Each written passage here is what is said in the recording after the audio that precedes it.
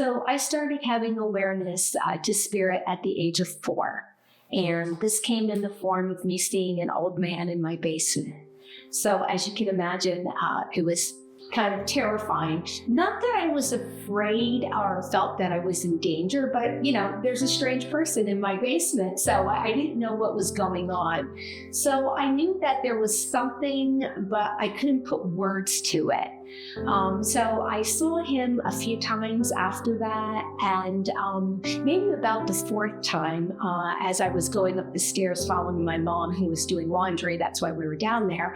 I turned around and I was watching him, and my mom noticed I wasn't moving, and she said, "Come on, Connie, what are you looking at?" And so I pointed to that old man, and she said, "There's nothing there. Come on."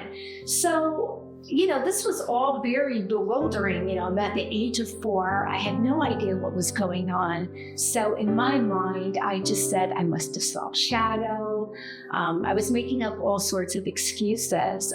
And then finally, I resigned myself to the fact that I think I did see somebody down there, and this must be a big family secret. He lives down there, and my parents didn't want me to know about it because my mother said there's nobody there. So I never told anybody about seeing the old man. First, I saw spirit at the age of 4. And shortly after that, because it was an overwhelming experience and I didn't really understand it, spirit's very clever. So what happened is I had a little stuffed animal that I carried everywhere with me. It was a little lion cub that I had named Leah.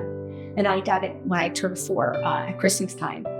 And I carried her everywhere. And all of a sudden, I stopped seeing the old man in the basement, but I started hearing voices.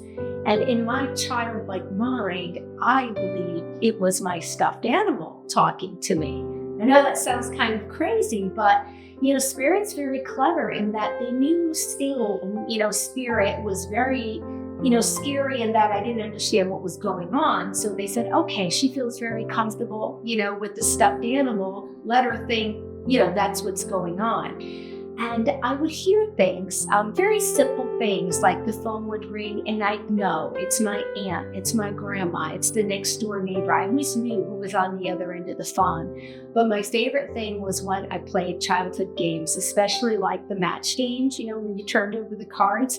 And so as I put my hand to go figure out which card I should turn, I'd hear that one, and I turned that card over, and sure enough, it was the match. So, I was always winning, which was fun, right? But that's when it first started. It was that voice, that knowing, that was with me. I believe I came into this world as a natural born medium, but of course I had to get to the age where I could communicate in some fashion and understand in some fashion. So really my earliest memories of spirit communication happened around the age of 4.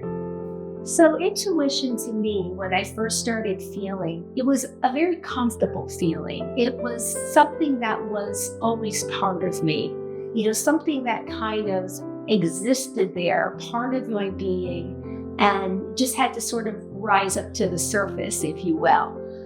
It always felt safe, and it always felt like somebody was guiding me.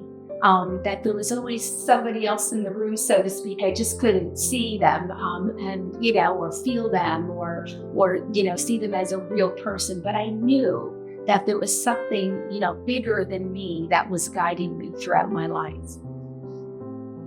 So the way that I describe being a medium is connecting people to those that they have lost, that are departed. And the way that I explain it is that I will raise my energy to connect to their energy. And then as I feel them come closer, I'm going to relay specific information to, my client. Now, it's important to know that, one, mediums do not control who comes. That's up to the spirit world. It's been my experience, however, that the people that, come for my clients, that they do come through, okay, but we don't control that. So people should know that. The extrasensory abilities that I do have are, one, I'm clairvoyant, meaning I'm clear-seeing. So I see spirit. Sometimes it's an image, it's a vision, or actually sometimes like a hologram in front of me. I'll see it, the person in front of me. I'm also clairaudient, which means I'm clear hearing. So I'll hear things, words, phrases, songs, names. I'm also clairsentient, meaning I feel things. I'll feel the person's state of emotions. I'll feel their personality. I'll feel their illnesses, their surgeries, how they pass, things like that. And then, of course, like everyone else, I'm claircognizant, which is that knowing, that inner voice.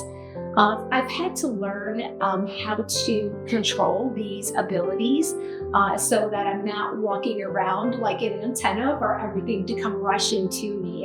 That was happening, earlier on when I didn't know what was going on with me.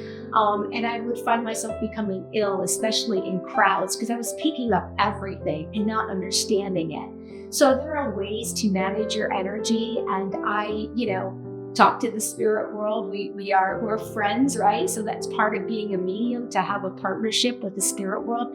And I tell them, don't come to me, unless I'm doing the work that I'm supposed to be doing. So it's just a way of managing your energy and knowing that, you don't want to be, light on all the time, right? So I hope that people that watch this film will believe that we go on, that this is temporary, that there is something bigger and greater than all of us, and that really our purpose here is to do the best that we can, and that we are here to learn lessons of love and light, and that our loved ones that have departed are really in a better place, and we'll be with them soon. And they do see us, they do hear us, they do feel us, they're with us every day. So I hope that the skeptics out there understand and know that there is an afterlife. Our loved ones never leave us, because the bond of love is eternal and can never be broken.